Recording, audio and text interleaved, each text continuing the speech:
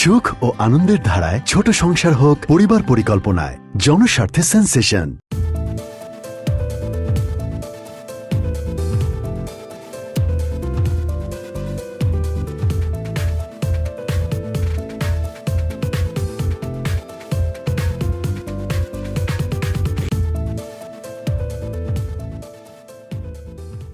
শুভেচ্ছা, শুভ দুপুর প্রিয় দর্শক, আপনাদের সকলকে সাদর আমন্ত্রণ জানাচ্ছি তারকা কথনের আজকের পর্বে। দর্শক, তারকা কথনে আমাদের সেটে বিভিন্ন সময় বিভিন্ন অঙ্গনের তারকারাই উপস্থিত হন, কিন্তু আজকে যিনি আমাদের সঙ্গে রয়েছেন বাংলাদেশের নানান অঙ্গনে তার সরব উপস্থিতি আমরা দেখতে পাই। তাকে বিশেষণে বিশেষায়িত করতে গেলে অনেকগুলি বিশেষণে আসে, কিন্তু তিনি নিজেকে বিশেষণ যেগুলো দিতে চান সেগুলো হলো অভিনেত্রী এবং রাজনৈতিক প্রশিক্ষক। আমরা বর্তমান সময়ে যদি পত্রিকার পাতা খুলি কিংবা টকশো দেখি, সেই জায়গাতে তার একটা অবারিত পদচারণা রয়েছে এবং আমরা দেখছি বিভিন্ন সময় তাকে নিয়ে বিভিন্ন ধরনের আলোচনা সমালোচনা এসব রয়েছে। নেটিজেনদের তাকে নিয়ে নানান ধরনের প্রশ্ন রয়েছে, জিজ্ঞাসা রয়েছে। আজকে তার মুখ থেকে আমরা কিছু প্রশ্ন তাকে করব এবং জানতে চাইবো বিভিন্ন বিষয় সম্পর্কে। দর্শক, আজ আমাদের সঙ্গে রয়েছেন মেঘনা আলম। স্বাগত আপনাকে। Thank you. আসসালামু আলাইকুম। ওয়ালাইকুম সালাম। কেমন আছেন আপনি? আমি ভালো আছি আলহামদুলিল্লাহ। and happy to be here. Thank you so much for coming. And আজকে আপনার সাথে কথা বলার আগেই একজনকে স্মরণ করে আমরা আমাদের তারকা কথনটি শুরু করতে চাই, যিনি বাংলাদেশের নাট্যচর্চা এবং নাট্য অঙ্গনে অন্যতম একজন পথিকৃৎ এবং সেই বাংলাদেশের গ্রাম বাংলার যেই নাট্যচর্চা রয়েছে বা যে গল্পগুলি রয়েছে সেগুলো তিনি একদম শেকড়ের সন্ধানে গিয়েছেন এবং বাংলার গল্পকে তিনি নাট্যচর্চায় ফুটিয়ে তুলেছেন। আমরা বাংলা নাটক অঙ্গনের একজন কিংবদন্তি তাকে আমরা বলতে পারি। সেলিম আল দীন, আজকে তার জন্মদিন, তাকে আমরা স্মরণ করছি এবং তার প্রতি আমাদের গভীর শ্রদ্ধা, কারণ তার বাংলাদেশের নাটক এমনকি জাহাঙ্গীরনগর বিশ্ববিদ্যালয় বা থিয়েটার প্রতিষ্ঠায় তার অগ্রণী ভূমিকা রয়েছে। তাই তার নাটকের একটি ছোট্ট অংশ শুরুতেই আমরা দেখে আসতে চাই দর্শকদেরকে সাথে নিয়ে। ওয়ান্ডারফুল। স্বপ্নের এক মানুষ, স্বপ্ন নিয়ে ছিল যার খেলা, স্বপ্ন দেখতে ও দেখাতে ভালোবাসতেন তিনি সেলিম আল দীন। সমগ্র বাংলা নাট্য সাহিত্যে শুধু স্বাতন্ত্র স্রষ্টাই নন, নবধারার প্রবক্তা তিনি। নাট্যকার সেলিম আল দীনের জন্ম 1949 সালের 18 আগস্ট ফেনী জেলার সোনাগাজী থানার সেনেরখালী গ্রামে। আমার শিক্ষা জীবনের নানা পর্বে দেখা যাচ্ছে যে আমি বিচিত্র জায়গায় ভ্রমণ করেছি। বোধ করি লেখক হয়ে উঠবার পেছনে এটা একটা আমার সহায়ক শক্তিরূপে কাজ করেছে, আমাকে সাহায্য করেছে। যখন আমি কেরামত মঙ্গল লিখলাম, আমার মনে হলো যে সম্পূর্ণ স্বতন্ত্রভাবে, স্বাধীনভাবে এবং ঔপনিবেশিক চিন্তা বাদ দিয়ে পাশ্চাত্যের অন্ধ অনুকরণে সিলেবাস না করে দেশজ অথচ আধুনিক শিল্প দৃষ্টিভঙ্গিতে একটি বিভাগ গড়ে তোলা সম্ভব। সেই বিবেচনায় আমি ড্রামা অ্যান্ড ড্রামেটিক্স গড়ে তুললাম। আমরা দেখে আসলাম সেলিম আল দীনের একটি ছোট ডকুমেন্টারি তাকে নিয়ে। এবারে একেবারে মেঘনা আলম প্রসঙ্গে চলে আসতে চাই। মেঘনা আলম, তাকে তার জার্নিটা যদি আমরা চিন্তা করি, ভীষণ রকম হ্যাপেনিং জার্নি আমি বলতেই পারি। তো সেই জায়গাটাই বর্তমানে আমরা আপনাকে রাজনীতিবিদ হিসেবে দেখছি। আপনি ত্রয়োদশ জাতীয় সংসদ নির্বাচনে ঢাকা 8 আসন থেকে প্রতিদ্বন্দ্বিতা করেছেন এবং বর্তমানে আপনি বাংলাদেশ জাতীয়তাবাদী দলের সঙ্গে সম্পৃক্ত হয়েছেন এবং কাজ করছেন এবং প্রত্যাশা করছি আমরা হয়তো সামনে অদূর ভবিষ্যতে আপনাকে আমরা সফল একজন রাজনীতিবিদ হিসেবেই দেখতে পারবো। এই জার্নিটাই যদি একদম শুরু থেকেই চিন্তা করি, তাহলে পারে মিস আর্থ ইন্টারন্যাশনাল থেকে এখন রাজনীতিবিদ, কেন মনে হলো আমার রাজনীতি করতে হবে? আমার শুরুটা আসলে মিস আর্ট থেকে বললে কিছুটা ভুল হবে। মিস আর্ট থেকে হচ্ছে আমার পাবলিক লাইফের শুরু, অথবা আমি স্ক্রিনের সামনে মানুষের কাছে পরিচিত হওয়ার যে যাত্রাটা, সেটা শুরু হয়তো বা একজন মিস বাংলাদেশ খেতাবধারী হওয়া, সেখান থেকেই শুরু। কিন্তু আমার ক্যারিয়ারের শুরু যদি বলি, বা আমার অ্যাক্টিভিজমের শুরু বা রাজনীতির সাথে আমার পরিচয় কখন থেকে যদি বলি, then we will have to go back to 2006। এবং তখনকার সময়ে পিপলস গ্লোবাল অ্যাকশন নামে একটি প্ল্যাটফর্ম প্রথমবার প্রতিষ্ঠিত হয় এবং সেখানে একেবারেই শিশু মেঘনা, আমার বয়স হয়তো তখন 8, 9, 10 এরকম কিছু হবে, মানে আমি একেবারেই শিশু, তো সেই সময়ে একটা সিচুয়েশন হয় যে একটা আন্তর্জাতিক প্রোগ্রাম বাংলাদেশে হচ্ছে কিন্তু কোনো ট্রান্সলেটর খুঁজে পাওয়া যাচ্ছে না, এবং সেই প্রোগ্রামটা একেবারেই হচ্ছে পলিটিক্যাল জেন্ডার জাস্টিস খুবই কমপ্লিকেটেড বিষয় নিয়ে। তো তখন আমার বাবা, যিনি কৃষক অধিকার নিয়ে কাজ করেন, তিনি বললেন যে আমাদের মেয়ে তো খুব ইংলিশ বলে সবসময়, হ্যাঁ, তো ও পড়ালেখা করছে খুব ভালো ইংরেজিতে, ওকে দিয়ে একবার চেষ্টা করি। তো সেই সময়ে একেবারেই হচ্ছে কঠিন কঠিন থিওরিটিক্যাল শব্দ ট্রান্সলেট করে করে অনেক অনেক মানুষের মধ্যে কমিউনিকেশন ক্রিয়েট করে বিভিন্ন দেশের আমার যে একটা শেখার যাত্রা শুরু হয়, ওটাই আমি মনে করি যে আমার ক্যারিয়ারের প্রথম শুরু, কারণ ওটা আমার একেবারেই প্রফেশনাল কাজ ছিল। I got literally paid for it, একেবারে যেটাকে বলে লিটারালি। এবং আমার মনে আছে যে বিভিন্ন দেশ থেকে আসা মোটামুটি বয়স্ক যারা অ্যাক্টিভিস্ট, ওরা মাঝে মাঝে একটু চিন্তায় পড়ে যেত যে এত ছোট বাচ্চাও কি পারছে ঠিক মতো বোঝাতে সবাইকে। সো ওরা আবার এসে আমাকে বিভিন্ন প্রশ্ন করে টেস্ট করতো যে আমি আসলেই কাজটা করছি কিনা। দেন দে ওয়ার ভেরি সারপ্রাইজ যে এত ইয়াং এজ থেকে সে কীভাবে জেন্ডার রিলেটেড এত কমপ্লিকেটেড বিষয় বুঝতে পারছে। So I think family upbringing যেটা, সেই জায়গাটাতে আসলে রাজনীতির একটা ছোঁয়া ছিল। আমার আব্বু একজন কমিউনিস্ট নেতা, তো তিনিও সবসময় ওই যে খাবার টেবিলে হয় না যে বাবা মায়ের সাথে আড্ডা দেওয়ার যে বিষয়টা, ওখানে অনেক রাজনৈতিক প্রসঙ্গ চলে আসতো। আমাদের ড্রয়িং রুমে দেখা যেত সবসময় 30-40 জন নেতাকর্মী বাংলাদেশের বিভিন্ন জেলা থেকে প্রতিদিনই আসা যাওয়ার মধ্যে থাকতেন, প্রতিদিনই চায়ের ধোঁয়ার সাথে রাজনৈতিক আলাপ ছিল। সো আমার রাজনৈতিক যাত্রাটা আসলে একেবারে আমার সেই শিশু মরণ থেকে শুরু হয়েছে। আমরা বিভিন্ন ইন্টারভিউতে আপনাকে দেখেছি, বলতে শুনেছি যেহেতু আপনার ফ্যামিলি তারা ভীষণ রকম প্রোগ্রেসিভ, এবং আপনারা চারজনই ভিকারুননিসা থেকে পড়াশোনা করেছেন এবং সবসময় ফ্যামিলির একটা সাপোর্ট নিশ্চয়ই ছিল। আমরা আপনার যদি এই জার্নিটা চিন্তা করি, আমরা কিন্তু বিভিন্ন ইস্যুতে আপনাকে আলোচনায় আসতে দেখেছি। বর্তমান সময়ে আমরা যদি দেখি, তখন আমরা দেখছি যেহেতু আপনি রাজনৈতিক প্রশিক্ষক হিসেবে নিজেকে পরিচয় দিচ্ছেন, আপনার কাছে অন্য দলের, যদি নাম ধরেই বলি নাসির, তিনি হচ্ছে আপনার কাছে প্রশিক্ষণ নিতে আসছেন বা চাচ্ছেন রাতের বেলা আপনার কাছে। আমি অনেকের নাম রিভিল করছি না, বাট আমি যদি বলি বাংলাদেশের যে অন্য দলগুলো, কিছু কিছু দলকে আমি ক্রিটিসাইজ করি, সেখানেরও কিন্তু অনেকে আছে যারা অ্যাপ্রোচ করেছে এবং আমাদের ক্লাস টাইমিং কোর্স অনেক কিছু নিয়ে কথা হয়েছে, বাট আমি তাদের নামটা আসলে ভাবে রিভিল করিনি। ওকে, আপনাকে তো রাজনৈতিক প্রশিক্ষক এই বিষয়টা নিয়ে অনেকেই ক্রিটিসাইজ করতে চান, তো সেই জায়গাটাই আসলে এই রাজনৈতিক প্রশিক্ষক মেঘনা আলম এই হিসেবে আপনার জার্নিটা কি, বা কতজনের সাথে? এটা খুবই মজার একটা প্রশ্ন, হ্যাঁ, বিকজ আমি যখন পলিটিক্যাল সিনারিওতে ছিলাম, যখন মেঘনা আলমের কোনোভাবেই বিউটি ওয়ার্ল্ড বা বিউটি প্যাজেন্ট এগুলোর সাথে কোনো কানেকশন ছিল না, এবং আমি যখন একদমই সেই কট্টর পলিটিক্যাল এডুকেটর হওয়ার যে প্রশিক্ষণ সেটা নিজে নিচ্ছিলাম, তখনও কিন্তু আমি এরকমের একটা জাজমেন্ট ফেস করতাম। বিকজ এই ধরনের ওয়ার্ল্ডে সাধারণত খুব গ্ল্যামারাস বা নিজেকে সুন্দর বললে আসলে একটু এক্সাজারেশন হয়ে যায়, বাট কনভেনশনালি যাকে মানুষ মনে করে যে এই মেয়েটা একটু সুন্দর বা একটু গ্ল্যামারাস, ওখানেও কিন্তু তাকে সহজে অ্যাকসেপ্ট করে না। So even in that zone I use to feel this kind of little bit of poking. ওখানে আমাকে বলতো যে আমি মেবি কোনো ক্যাপিটালিস্ট ফ্যামিলি থেকে এসছি, আবার অনেকে বলতো যে নিশ্চয়ই হচ্ছে মানে অনেক ওয়েলদি কোনো ফ্যামিলির কেউ হব, মানে একেবারেই হচ্ছে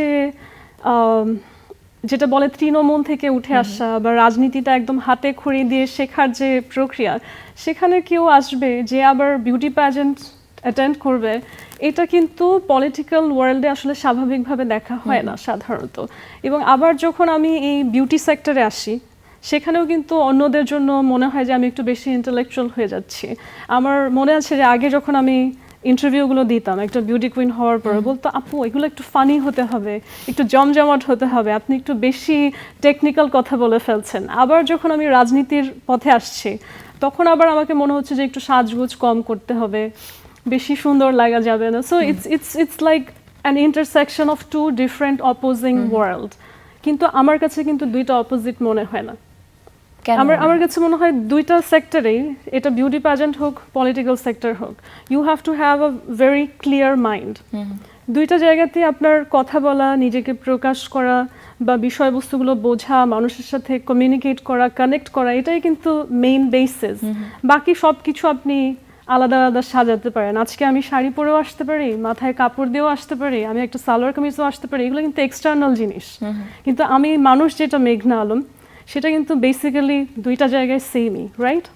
এবং দুইটার প্রেজেন্টেশন আমার যদি ভেতরে কিছু না থাকে, if I don't have actual knowledge, if I don't have actual confidence, it will show on the outside. সেটা আমি যেই সেক্টরে কাজ করি না কেন।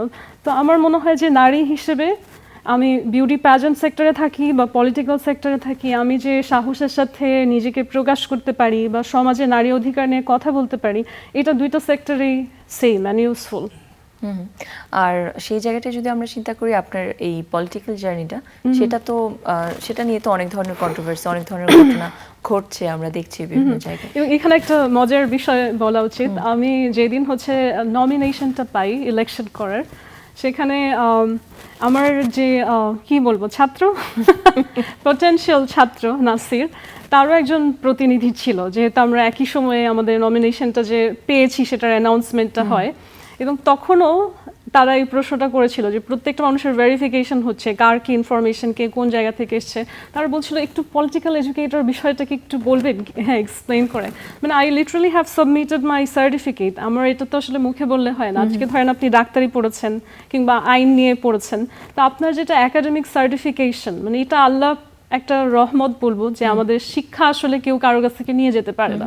সো আমি নিজেকে যেভাবেই পরিচয় করে, আমি নিজেকে অভিনেত্রী বলি কিংবা আমি নিজেকে মডেলিং ওয়ার্ল্ডে আনি, আমার একাডেমিক সার্টিফিকেশন তো সারা জীবন রাজনৈতিক প্রশিক্ষকই থাকবে। তো এটা নিয়ে আসলে কন্ট্রোভার্সি কিছু নেই। সামাজিক যোগাযোগ মাধ্যমে পোস্ট করেছেন নাসিরউদ্দিন পাটোয়ারি, তিনি আপনার বাসায় রাতে আসতে চান আপনার কাছে রাজনৈতিক প্রশিক্ষণ নিতে। কি প্রশিক্ষণ নিতে চান তিনি আসলে? He gave me a call এবং ফোন করে বললেন যে আমি আরো আগে আসতাম, কিন্তু ইলেকশনের সময় আসলে অনেক রকম কন্ট্রোভার্সি হতে পারে, মানুষ অনেকভাবে এটা ইন্টারপ্রেট করতে পারে। সো আমি সব কিছু চিন্তা করে এটা ডিলে করেছি। I want to be trained by you. So I was like, that seemed very sincere. Okay, so I was like, yes you are more than welcome. So আপনি আমাকে আরও আমার কী কী কোর্স কীভাবে হবে, কী কী ম্যাটেরিয়ালস আছে, অনেক কিছু নিয়ে আমরা আলোচনা করলাম। তারপর আমি বললাম যে ফর সামওয়ান লাইক হিম, যে ইলেকশনে কন্টেস্ট করেছে এবং সে বিপুল পরিমাণে ভোটও পেয়েছে, হেরে যাওয়া আলাদা বিষয়, কিন্তু সে একটা ভালো রিমার্কেবল জার্নি শো করেছে। তো আমি বলেছি you don't have to pay at all, হ্যাঁ I will be happy to teach you. কিন্তু যেটা ভালো হয় সেটা হচ্ছে এনসিপির 150 ছেলে মিলিয়ে একসাথে একটা কোর্স করলে, কারণ 1-to-1-এর চেয়ে ওইটা অনেক বেশি এফেক্টিভ হবে, যেহেতু আমরা টাইম আর এনার্জি দুইটাই এটার পেছনে ব্যয় করছি। সো হি টোল্ড মি ঠিক আছে, দ্যাট সাউন্ডস বেটার, যে 150 একটা অ্যারেঞ্জমেন্ট করে সেখানে আমরা একটা লম্বা কোর্স করলাম, সেও শিখতে পারলো, অন্যরাও পারলো। কিন্তু এই যে প্ল্যানিংটা নিয়ে আমরা আগানোর চেষ্টা করলাম, সেটা আর ফাইনালি অ্যাপ্লিকেশনটা হয়নি, যেহেতু এটা এনসিপির অ্যারেঞ্জ করার দায়িত্ব। সেটা তো গেল বিষয়, সেটা তো খুব সাধারণ একটা কনভারসেশন আপনার সাথে তার হয়েছে। তাহলে এই বিষয়টা মানে ফেসবুকে কেন আপনি পোস্ট করলেন? কামিং টু দ্যাট পয়েন্ট, সেটা হচ্ছে এনসিপির যারা ছেলে মেয়ে আছে তাদের মধ্যে আসলে একটা রাজনৈতিক চর্চার এবং রাজনৈতিক আমি বলবো স্ট্র্যাটেজিক ট্রেনিং এর একটা বিশাল অভাব আছে। কারণ আমাদের দেশের একটা ধারণা কি, যে আমি প্ল্যাকার্ড নিয়ে দাঁড়িয়ে গেলাম কিংবা আমি 2টা ভাষণ দিলাম তাহলে আমি একজন রাজনীতিবিদ হয়ে গেছি, কিংবা হচ্ছে যেহেতু তারা একটা মুভমেন্টের মধ্য থেকে এসছে। দেখুন আমাদের দেশে তো মুক্তিযুদ্ধ হয়েছে, এখন প্রত্যেকটা মুক্তিযোদ্ধা কি রাজনীতিবিদ? না, নট রিয়েলি।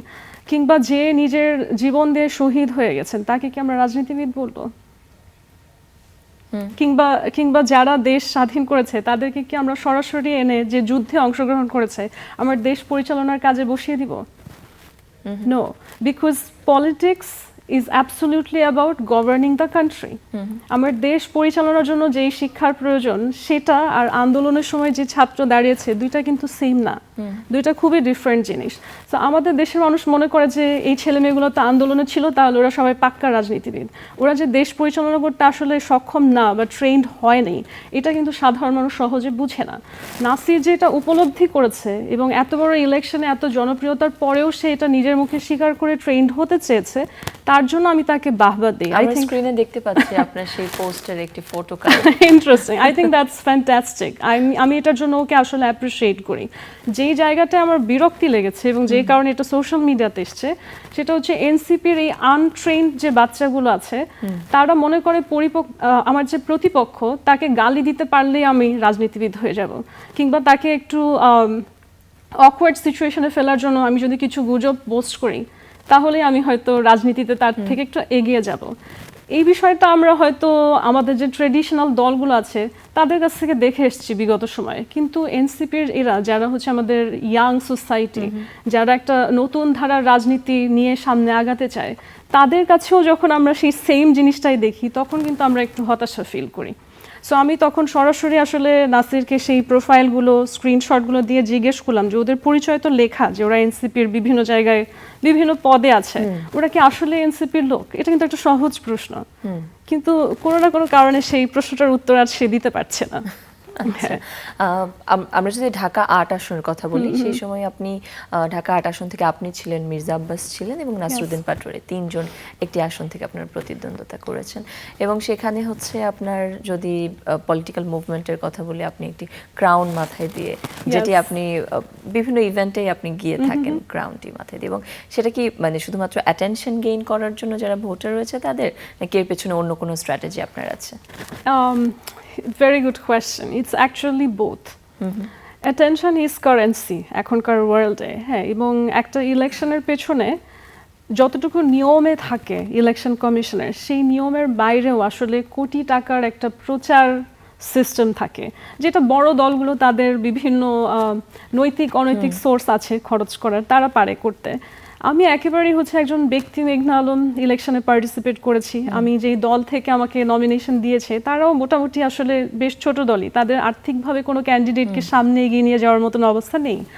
তখন আমার কাছে মনে হলো যে যেখানে অন্যরা কোটি কোটি টাকা ঢেলে নিজের প্রচার করছে, আমার তো আসলে সেই অবস্থা নেই, আমি কি করতে পারি?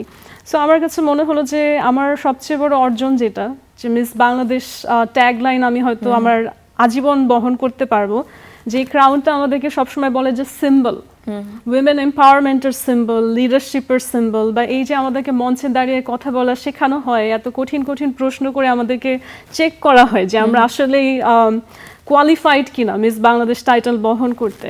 তো এত কিছু, এত শ্রম দিয়ে যে ক্রাউনটা আমি পেয়েছি, আমার মনে হচ্ছে যে ফাইনালি যখন এত দিন ধরে মঞ্চে দাঁড়িয়ে বলে এসেছি দেশ পরিবর্তন করতে চাই, যখন সত্যিকার অর্থে আমি রাজনৈতিক অঙ্গনে চলে আসলাম দেশ পরিবর্তনের প্রত্যয় নিয়ে, আমার কাছে মনে হলো ওইটাই আমি একটা ঢাল হিসেবে পড়ে আসছি। এবং একই দিকে এটা অ্যাটেনশনও গ্র্যাব করছে, শুধু যে বাংলাদেশে সেটাই না, পুরো প্যাজেন্ট কমিউনিটি যত আছে অল অ্যারাউন্ড দ্য ওয়ার্ল্ড সবাই কিন্তু নোটিস করছে যে বিউটি কুইনের ক্রাউনটা এখন রাজনৈতিক মাঠে চলে এসেছে। সো এটা একটা স্ট্র্যাটেজি ছিল যে এরপরে দেখা গেল সেই মির্জা আব্বাস, নাসিরুদ্দিন পাটোয়ারি একেবারে বড় দলের বড় ডোনেশনের ব্যাপক প্রচারের মাঝে মেঘনা আলম নামটা কোনো প্রচারণা, কোনো খরচ ছাড়াই চলছে। So that is obviously one strategy and a very successful one, আলহামদুলিল্লাহ। কারণ সত্যিকার অর্থে আমার নির্বাচনী ব্যয় হচ্ছে 0। এখন অর্জন কি সেটা না বলি, বাট নির্বাচনী ব্যয় আমার আসলেই 0। সেখান থেকে আমার প্রচারণা তো কোটি টাকার হয়ে গেল, আলহামদুলিল্লাহ। অ্যান্ড সেকেন্ড ওয়ান যেটা, সেটা হচ্ছে টু মেক আ স্টেটমেন্ট। আমরা যে সৌন্দর্যকে, জ্ঞানকে আলাদা করে দেখি নারীর ক্ষেত্রে, পুরুষের ক্ষেত্রে কিন্তু না। পুরুষের শক্তিটা কি? তার বাহ্যিক সৌন্দর্য না, কিন্তু তার শক্তি। আমরা কি কখনো দেখি একটা পুরুষের শক্তি যদি সে শক্তিধর হয়, কিংবা ওই যে বলে না যে পাঞ্জা লড়াই করছে, কিংবা কুস্তি করছে, কিংবা বডি বিল্ডিং কম্পিটিশনে যাচ্ছে, কিংবা স্পোর্টস লাইক ফুটবল, ক্রিকেট, যখন আমরা একটা পুরুষের শারীরিক শক্তি দেখি আমরা সেটাকে সেলিব্রেট করি। কিন্তু উইমেনের বিউটিটাকে সামহাও সারা ওয়ার্ল্ডে একটা উইচক্রাফট, একটা ইভিল হিসাবে দেখা হয়। সেটাকে কভার করে রাখতে হবে যাতে এই ইভিল সিন টাইপের জিনিসটা সমাজে ছড়িয়ে না যায়। হ্যাঁ, so there is a stigma in society, যেখানে উইমেনের বিউটিটা ম্যানের ফিজিক্যাল স্ট্রেংথ যেভাবে সেলিব্রেটরি হিসেবে দেখা হয় সেভাবে না দেখে নেগেটিভ হিসেবে দেখা হয়। আপনি কি এখন সেই বিষয়টাকে সেলিব্রেট করছেন? সুখ ও আনন্দের ধারায় ছোট সংসার হোক পরিবার পরিকল্পনায়, জনস্বার্থে সেন্সেশন। আমি যখন পলিটিক্যাল এরেনাতে সেই ক্রাউনটা নিয়ে আসি, it was also a statement, a symbol that my beauty is not going to be something that hampers my work or my personality or my heart. যে আমি আমার সৌন্দর্যটাকে আমার শক্তি হিসেবেই দেখি, এটাকে আমি কোনোভাবে আমার প্রতিবন্ধকতা হিসেবে দেখি না রাজনৈতিক জায়গায়। তো ওটাও আমার জন্য একটা সিম্বলিক ছিল, টু ওয়্যার দ্য ক্রাউন। আমরা ক্রাউনের কথা যখন আসছিলাম, এই ক্রাউন নিয়ে কিন্তু আপনার আরো বিভিন্ন ঘটনা আছে। আমি যদি Really? বলি Yeah. সেটি হলো আপনার রিলেশনশিপের জায়গাটা। সেখানে একটি ইন্টারভিউতে আপনি বলছিলেন যে আপনি একটা অ্যাম্বাসেডারের যে প্রোগ্রাম আছে সেই প্রোগ্রামে আপনি ক্রাউন পরে গিয়েছেন এবং সেখানেই আপনি অ্যাটেনশন গেইন করতে পেরেছিলেন Saudi You did a good research. তো সেই জায়গাটা এই যে একটা ক্রাউন নিয়ে এত ধরনের ঘটনা এবং এই রিলেশনশিপের কে কেন্দ্র করে তো অনেক ধরনের ঘটনা, আপনাকে জেলেও যেতে হয়েছে বিশেষ ক্ষমতা আইনে এবং তার পরবর্তীতে যদিও সেটা আমার রিলেশনশিপের রেজাল্ট না, দ্যাটস কমপ্লিটলি স্টেট অপারেশন। যে পাবলিক যারা আছে তাদের ইমপ্রেশনে মনে হতে পারে যে শুধুমাত্র রিলেশনের কারণে গিয়েছে, বাট বাস্তবিক অর্থে এটার পেছনে তার আপাতত কোনো হাত নাই। এটা একেবারেই হচ্ছে এই যে একটা রাষ্ট্র নিজের গাফিলতি ঢাকার জন্য একটা বানোয়াট এক্সকিউজ মানুষকে দেখিয়েছে যে দ্যাটস অল। এই তো একটা তো অন্যরকম সিচুয়েশনের মধ্য দিয়ে আপনাকে যেতে হয়েছে, সেটা কি ব্যক্তি মেঘনা আলম বা তার জার্নি তার কেরিয়ারকে বাজেভাবে বা খারাপভাবে ইম্প্যাক্ট করেছে কিনা? অফকোর্স আমি বলবো যে জীবনে ভালো খারাপ যেটাই হয় আমি মনে করি দুইটাই আল্লাহর পক্ষ থেকে সাহায্য, আমি বিশ্বাস করি। এবং সাময়িকভাবে ক্ষতিগ্রস্ত হয়েছি, সাময়িকভাবে মনে হয়েছে যে একেবারে শুরুর দিকে যারা আমাকে একেবারেই চেনে না তারাও আমাকে ভুল বুঝেছে, যারা আমাকে ব্যক্তিগতভাবে চেনে বা প্রফেশনালি চেনে তারাও একটা দিকে ভয় পেয়েছে। কারণ যদিও একটা সরকার যখন নিজের ইমেজ বাঁচাতে কাউকে ফাঁসিয়ে দেয় তখন মনে হয় যে সরকার ওই নির্দিষ্ট সরকার আমার সাথে এরকম করছে, কিন্তু মানুষ কিন্তু এটাকে ইন্টারপ্রেট করে হচ্ছে রাষ্ট্র মেঘনার সাথে এরকম করছে, যদিও এটা রাষ্ট্র না, এটা সরকার। তো সেটাতে অনেক মানুষ ভয় পেয়েছে যে তাহলে এখন কি তার সাথে কাজ করা যাবে, কিংবা কোনো আমার you can understand the whole stigma around it. আমরা বিষয়টা নিয়ে আরো একটু কথা বলবো, কিন্তু আমাদের দর্শকদেরকে এবারে একটু বলতে চাই আমাদের দেশের জনপ্রিয় একজন চিত্রনায়ক ফারুক, আজকে তারও জন্মদিন, তাকেও আমরা চ্যানেল আই পরিবারের পক্ষ থেকে জন্মদিনের শুভেচ্ছা এবং ভালোবাসা জানাচ্ছি। আমাদের আরো কথা হবে, আড্ডা হবে। দর্শক আমাদের সঙ্গেই থাকুন আমাদের ফেসবুক পেজে এবং ইউটিউব লাইভে। আমরা আমাদের গল্প আড্ডাটি চালিয়ে নিয়ে যেতে চাই এবারে। সেটি হলো আপনি বলছিলেন এই যে আপনার এই একটি ঘটনার মধ্য দিয়ে যারা আপনাকে চেনে তারা ভুল বুঝছে, যারা চেনে না তারা হয়তো আপনার সম্পর্কে একটা মিসইন্টারপ্রিটেশন তাদের মাঝে যাচ্ছে, সেটাকে কাটিয়ে উঠলেন কিভাবে? Half truth. কিন্তু একই সাথে এমন অনেক অচেনা মানুষের সাথে আমি পরিচিত হয়েছি যারা কোনো স্বার্থ ছাড়া নিঃস্বার্থভাবে আমার জন্য এগিয়ে এসছে। এবং আমার যে আইনি লড়াইটা, আলহামদুলিল্লাহ আমার প্রত্যেকটা যে লিগ্যাল টিম ছিল সবাই হচ্ছে একেবারে প্রো বোনো, জাস্ট মানবাধিকার ক্ষেত্র থেকে, মানে শুধুমাত্র থাকে না যে একটা টান একজন নারীকে তারা সাহায্য করতে চায়, সেই জায়গা থেকেই তারা এগিয়ে এসছে। এবং বাংলাদেশের সব বেস্ট লিগ্যাল টিম আমি পেয়েছি আমার পাশে আলহামদুলিল্লাহ, যারা নিজেরাও আমি মনে করি লেজেন্ডারি পার্সন সবাই। এবং তারা কিন্তু কেউ আমার পরিচিত ছিল না, তাদেরকে কেউ আসলে হায়ার করে নিয়ে আসেনি, তারা নিজ নিজ উদ্যোগে এসছে। তো এটা আমি মনে করি একটা বিশাল পাওয়া আল্লাহর তরফ থেকে। এবং আমাকে অনেকে যেটা বলে সান্ত্বনা দিয়েছে এবং এখন আমিও এটা উপলব্ধি করি, সেটা হচ্ছে আমি এই যে ডেভেলপমেন্ট সেক্টরে সেই 8-10 বছর বয়স থেকে কাজ করছি, কিংবা যে কোনো একটা মানুষ তার জীবনের 40 ইয়ার্স 50 ইয়ার্স কাজ করার পর যে আন্তর্জাতিক স্বীকৃতিটা পায়, সেটা তো এই ঘটনার মধ্যে থেকে আমি খুব স্বল্প সময়ে পেলাম। সারা পৃথিবী কোনো দেশ মনে হয় বাকি যায়নি, আমরা তো চেক করেছি পরে, ইটালি, ইন্ডিয়া, ইউরোপের বিভিন্ন দেশ এবং অ্যামনেস্টি ইন্টারন্যাশনাল তারাও উদ্যোগ প্রকাশ করেছে। এবং তারাও এই যে প্রত্যেকটা জায়গা থেকে বিভিন্ন ভাষায় যে নিউজগুলো হয়েছে সেগুলো কিন্তু অ্যাকচুয়ালি পজিটিভ হয়েছে। এবং আমার এটা একটু খারাপও লেগেছে যে আমার নিজের দেশ যে বাংলাদেশ, সেখানে এত রং মাখানো মানে অদ্ভুত অদ্ভুত নিউজ হয়েছে, কিন্তু আমি যে বিদেশি পোর্টালগুলো দেখেছি তারা কিন্তু একেবারে স্টেপ বাই স্টেপ পুরো ঘটনাটা বুঝে সেভাবে রিপোর্টিং করেছে। তখন আমার মনে হয়েছে নিশ্চয়ই আমার দেশের মানুষও ভালোভাবেই বুঝতে পেরেছে, কিন্তু তারা ভিউ বাণিজ্য করেছে, তারা অনেকটা চেষ্টা করেছে যে কিভাবে লাইক শেয়ার বেশি পাওয়া যায়। এটা আমাকে একটু মনোকষ্ট দিয়েছে সাময়িক, বাট আলটিমেটলি একটা মানুষকে মানুষ চিনে ফেলে। আমি যদি কোনো কিছুর অভিনয় করি বা আমাকে ভুলভাবে উপস্থাপন করা হয়, সেটা হয়তো 1 সপ্তাহ চালানো সম্ভব, সেটা 1 মাস, খুব বেশি হলে 2-3 মাস, হ্যাঁ, বাট বছরের পর বছর কেউ মুখোশ পরে থাকতে পারে না। সো আলটিমেটলি কিন্তু মানুষ ব্যক্তি মেঘনা আলমকে চিনে ফেলেছে। এবং এখন আমার যে পজিটিভ রিব্র্যান্ডিংটা হয়েছে, এটা হয়তো আমি কষ্ট করলেও অনেক বছরে হতো না। সো এটা আল্লাহর পক্ষ থেকে আমি মনে করি একটা নিয়ামতি, যে আমার সাময়িক খারাপ কিছু হলো, দীর্ঘমেয়াদী ভালোই হয়েছে আলহামদুলিল্লাহ। such an optimistic person you are, I must say. আমরা আপনার রাজনৈতিক জার্নি নিয়ে তো কথা বললামই, এবার Yes. একটু আপনি এই যে নিজেকে অভিনেত্রী হিসেবে পরিচয় করিয়ে দেওয়ার বিষয়টি, অভিনেত্রী এই জায়গাটা হিসেবে যদি চিন্তা করি, অভিনেত্রী মেঘনা আলম আপনার Okay. অভিনয়ের জায়গাটাই চাই। অভিনেত্রী মেঘনা আলম খুবই কাঁচা অভিনয়, জীবনে মাত্র একটা নাটকে অভিনয় করেছে, এবং এটা খুবই একটা মজার বিষয় যে এত কাজ করেছি জীবনে, ডেভেলপমেন্ট সেক্টরে, অ্যাক্টিভিজম সেক্টরে, এনভায়রনমেন্ট নিয়ে, ক্লাইমেট নিয়ে, জেন্ডার স্টাডিজ নিয়ে, কোনো কিছুই প্রচারণা বা মানুষের কাছে পরিচিতি সেভাবে পাইনি। একটা বিষয় ছিল যে আমি খুব লেজি ছিলাম, অনেক সময় দেখা যেত আগেও কোনো ইন্টারভিউ কিছু থাকলে আমার কাছে মনে হতো কি হবে প্রচার করে, কাজ করাটাই মেইন, তো আমি যেতাম না। তো অনেক কিছু দেখা যেত আড়ালে পড়ে যেত, কিন্তু যখন আমার ফাইনালি একটা পরিচিতি হলো, আমি অবাক হলাম, আমার পরিচিতি হচ্ছে মডেল, অভিনেত্রী। তো আমি অনেক দিন ধরে আমার মনে হচ্ছিল যে আমি বারবার বলছি যে প্লিজ এটা বলেন না, হ্যাঁ। তারপর আমার একটা রিয়েলাইজেশন হলো যে এই যে যারা আমাকে ভুলভাবে উপস্থাপন করার চেষ্টা করেছে, কেন পৃথিবীতে এত প্রফেশন থাকতে কিংবা তাদের কাছে আমার সব ইনফরমেশন থাকতেও আমাকে তারা মডেল বলাটাতে জোর দিয়েছে, আপনি কি বলতে পারেন? হ্যাঁ, আমরা যদি এই কথাটাই আসি, এই প্রসঙ্গেই আসি, আমরা কিন্তু আপনার ইলেকশন ক্যাম্পেইনেও দেখেছি নিউজে মডেল মেঘনা আলম এইখানে গিয়েছেন মডেল।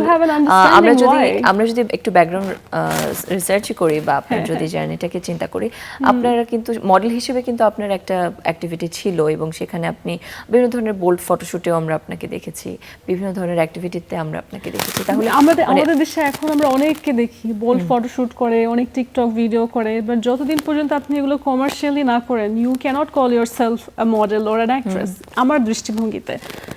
বাট বাস্তবতা সেটা হচ্ছে আমার অসংখ্য প্রফেশনের মধ্যে শুধুমাত্র মিডিয়া ওয়ার্ল্ডের এই ট্যাগটা তারা যে ব্যবহার করেছে, সেটার সবচেয়ে বড় কারণ হচ্ছে এই ট্যাগটা ব্যবহার করলে সমাজে কেউ আর প্রশ্ন করবে না যে তার আসলে কোনো ডিফারেন্ট কিছু থাকতে পারে এখানে। কারণ আমাদের দেশে যখন একটা নারীকে ধরেই নেওয়া হয় সে মডেল বা অভিনেত্রী বা মিডিয়া ওয়ার্ল্ড থেকে এসেছে, তাহলে এটা কমন প্র্যাকটিস, সবাই ধরে নেয় যে তাহলে তার নিশ্চয়ই চরিত্র খারাপ, তাহলে সে নিশ্চয়ই খুব ছোট কোনো ফ্যামিলি থেকে এসছে, তাহলে সে নিশ্চয়ই লোভী, গোল্ড ডিগার।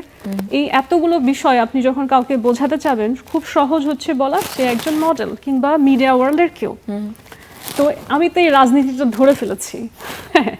যদি আমার জায়গায় অন্য কেউ থাকতো, আল্লাহ না করুক, হয়তো তাদের জন্য এটা বোঝা এবং এটা পার হয়ে যাওয়া অনেক কঠিন হতো। কিন্তু মিডিয়া থেকে আমরা তো অনেকেই দেখেছি তারা পরিচ্ছন্ন রাজনীতি করেছে এবং সেই ক্লিন ইমেজটাকে ধরে রাখতে পেরেছে। রাইট। এখন coming back to what I was saying, আপনি মিডিয়াতে এটা একটা শিক্ষা, হ্যাঁ, আমার একটা সেলফ রিয়ালাইজেশন, এবং মিডিয়ায় যারা আছে নারী পুরুষ উভয়ের জন্যই বলবো, যতদিন পর্যন্ত আপনি কোনো বিপদে না পড়ছেন, মানুষ আপনাকে সেলিব্রিটি হিসাবে ট্রিট করবে, সেলফি তুলবে।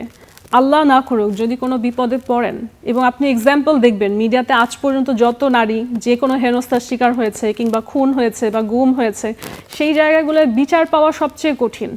কারণ পাবলিক আপনার জন্য দাঁড়িয়ে যাবে। আমাদের দেশে তো ভাইরাল না হলে আসলে বিচার হয় না। মানুষ যদি না বলে আমরা চাই যে উনি সেফ থাকুক বা ওনার এই সিচুয়েশনটার বিচার হোক, বিচার কিন্তু হয় না আলটিমেটলি। তো সেই জায়গায় আমাদের যারা মিডিয়া কর্মী আছে বা মিডিয়াতে কাজ করে, আমি নারী পুরুষ উভয়ের জন্যই বলবো, এটা একটা রিয়েলাইজেশন যে আপনারা আসলে খুব ভালনারেবল একটা স্টেজে থাকেন। আল্লাহ না করুক ছোট কোনো একটা বিপদ, একেবারেই ছোটোখাটো কিছু, এই যে আমরা একজনকে দেখছি শাড়ির জন্য আদালতে যাচ্ছে, একেবারেই ছোট কোনো বিপদ, বা একটা মেয়েকে দেখলাম যে মার খেলো একটা জায়গায়, আজ আপনাকে যারা সেলিব্রিটি বলছে আপনি বিপদে পড়লে আপনার জন্য এই পাবলিকের করুণা হবে না। তারা ওই স্টিগমাটা ধরে নিবে যে সে একজন মডেল, সে একজন উপস্থাপিকা, সে একজন এই যে ক্যামেরার কাজ করে, সিনেমা বানায়, তাহলে ওদের বিপদে পড়া স্বাভাবিক, করুণাটা হবে না মানুষের মধ্যে। তো প্রথম দিকে আমার মনে হতো যে আমি মানুষকে ভুলটা ঠিক করি যে আমি অভিনেত্রী না, আমি মডেল না। তারপর আমার কাছে মনে হলো আমি এটা কেন করছি, কারণ আমি নিজেও ভয় পাচ্ছি, আমি নিজেও অন্যদের মতন এই স্টিগমাটা বিশ্বাস করা শুরু করেছি, আমি হয়তো লজ্জা পাচ্ছি। হ্যাঁ, তখন আমার মনে হচ্ছে না, আমি এটা আসলে অ্যাকসেপ্ট করে নিব। এবং এরপরে আমার কাছে একটা স্ক্রিপ্ট আসলো নাটকের, আমি বললাম যে হ্যাঁ আমি অভিনয় করব, মানুষ তো আমাকে এমনি অভিনেত্রী বলছে, সমস্যা কি? তাহলে এইরকম একটা প্রোডাকশনে কেন আপনি কাজ করলেন, যে প্রোডাকশনটা আসলে আলটিমেটলি একটা Yes. ভালো প্রোডাকশন হিসেবে আমরা বলতে এটা পারি? এটা আমি মনে করি যে প্রথমবার আমার অভিনয় ছিল, আমারও অনেক গাফিলতি ছিল, এবং যে ডিরেক্টর সে মোটামুটি ভালো ডিরেক্টরই, অনেক ধরনের কাজই করেছেন, বাট আমরা যে চরিত্রটা ফুটিয়ে ওঠাতে চাচ্ছিলাম যে একজন পুলিশ কোন অফিসার, চরিত্রে আপনি সেখানে? একজন পুলিশ অফিসার যে একটা স্পাইয়ের চরিত্র করে, এবং আমাকে নিয়ে যে অনেক মজার মজার লেখা থাকে না, অদ্ভুত বানোয়াট, সেই জায়গাগুলো যেরকম অনেকে ছড়ানোর চেষ্টা করে যে একজন স্পাই, একজন র এজেন্ট, মানে খুবই মুখরোচক শব্দ, কিংবা উনি হচ্ছে কাউকে প্রেমে ফাঁসিয়ে তার কিছু একটা সেন্সিটিভ ইনফরমেশন বের করার চেষ্টা করে। নাটকের ক্যারেক্টারটা কিন্তু এক্স্যাক্টলি সেরকম। সেখানে ডায়লগগুলো কি আপনার পার্সোনালিটি কিংবা আপনার রুচি কিংবা আপনার যেই কাজের ধারা তার সাথে দেখুন, যাচ্ছিল?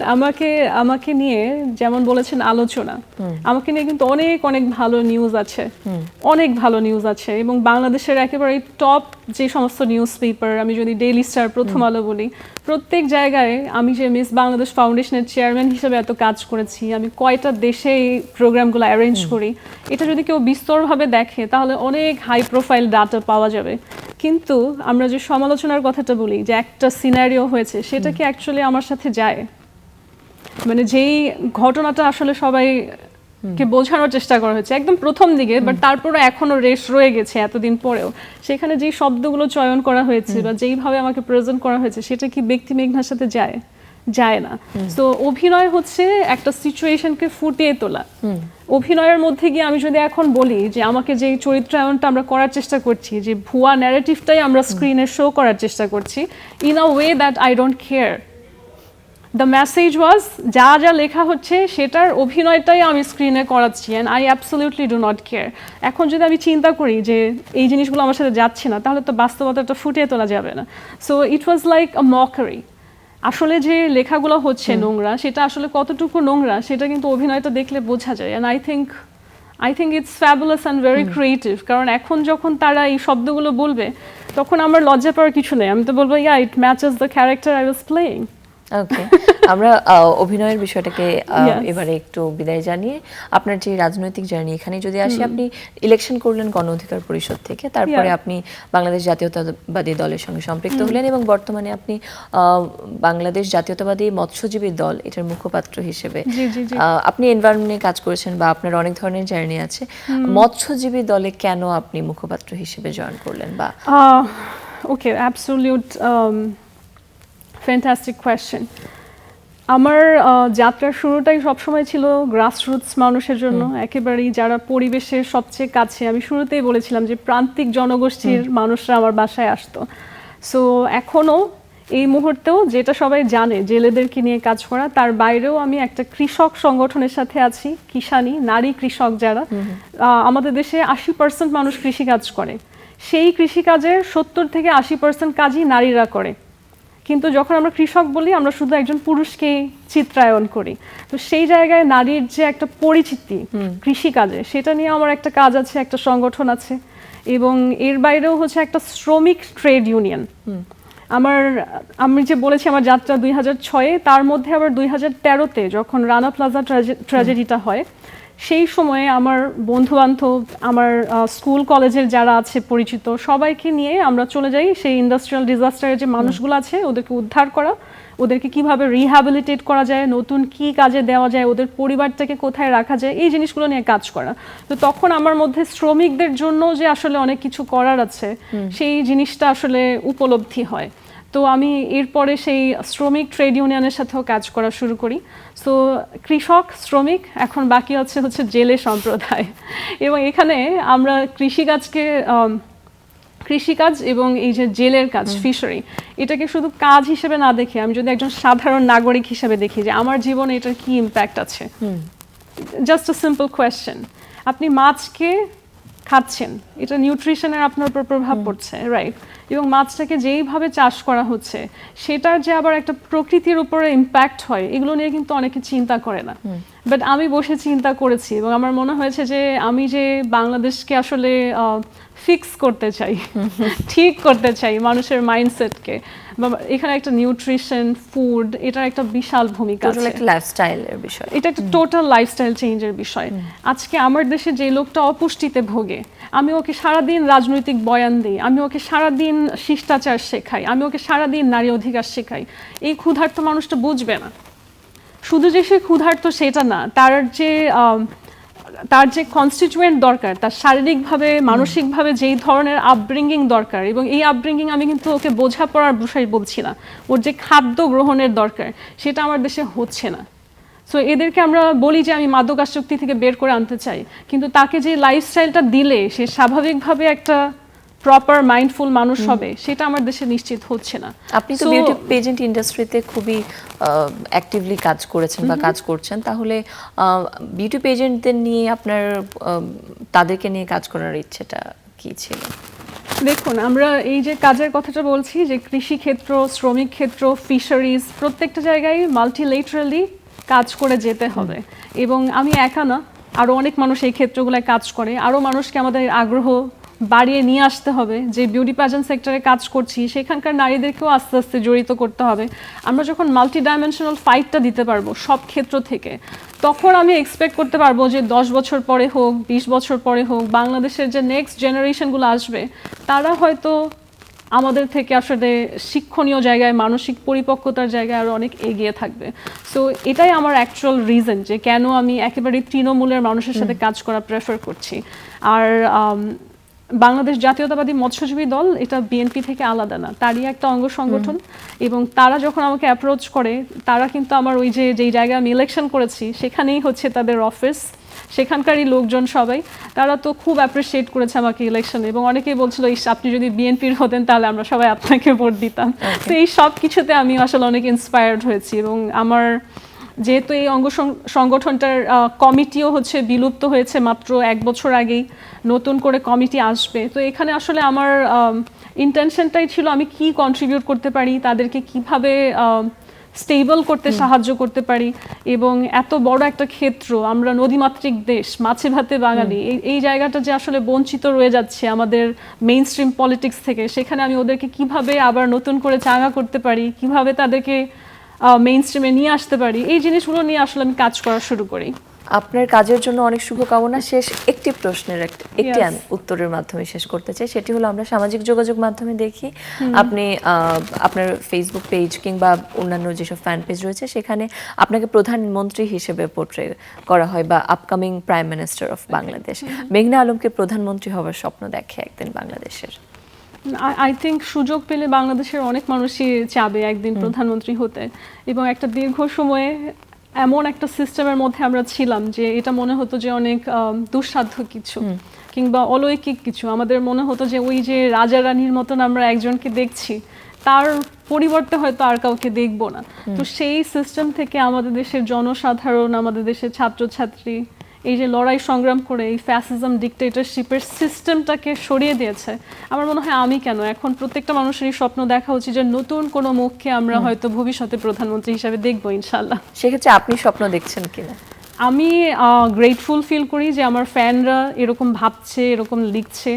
এবং অনেকগুলো পেজেস আমি দেখলাম, অনেক কমেন্টস, একটা দুইটা না, এতগুলো মানুষ অনেক ভালো ক্ষেত্র থেকে এসেছে, হাইলি এডুকেটেড, তারাও লিখছে যে you do have the qualities.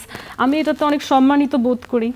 এবং যদি সত্যিকার অর্থেই সেইভাবে গড়ে তুলতে পারি, গড়ে তোলা বলতে শুধু আমাকে না, একজন প্রাইম মিনিস্টার হতে হলে একটা দল গড়ে তুলতে হয়, একটা সিস্টেম গড়ে তুলতে হয়, সেটা যদি কখনো সম্ভব হয় দেন ওয়াই নট, ইনশাআল্লাহ।